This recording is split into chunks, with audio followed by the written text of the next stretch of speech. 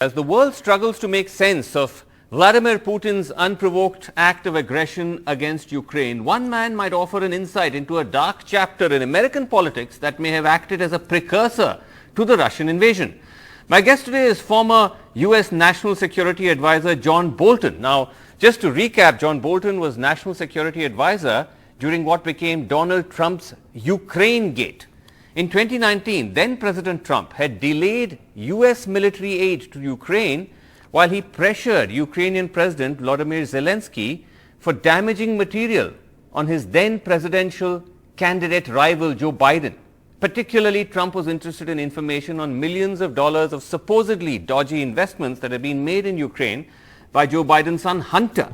One of the reasons John Bolton is said to have quit as NSA.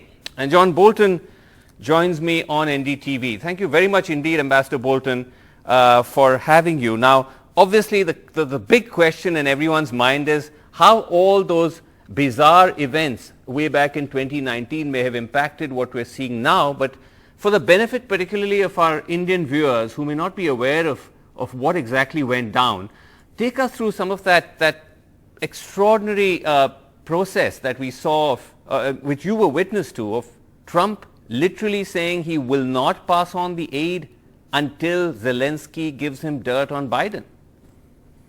Right. Well, thank you very much for having me. You know, the support for Ukraine's defense, for its independence and territorial integrity in the U.S. Congress is very, very strong, really bipartisan at a time in the U.S. when bipartisanship is hard to find.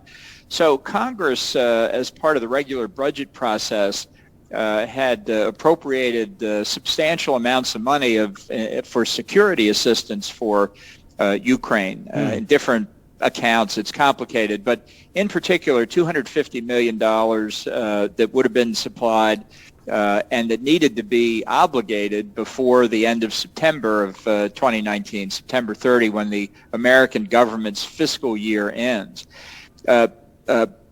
Trump found out about this money, and given all he was hearing from Rudy Giuliani and other supporters of his about Hillary Clinton's missing computer server that had been used against him in the 2016 election, about Hunter Biden, as you say, and his income from Ukraine, he suddenly realized that he could use this $250 million as leverage to get some of these things from President Zelensky. Now, this was a misuse of governmental power for personal political perspectives, but that never slowed Trump down. And what happened was, and is demonstrated in what he called the famous perfect phone call between him and Zelensky, Trump was trying to leverage help from the Ukraine government to assist Trump's political campaign in this country. And it was a huge struggle. All of Trump's advisors, Secretary of State, Secretary of Defense, myself,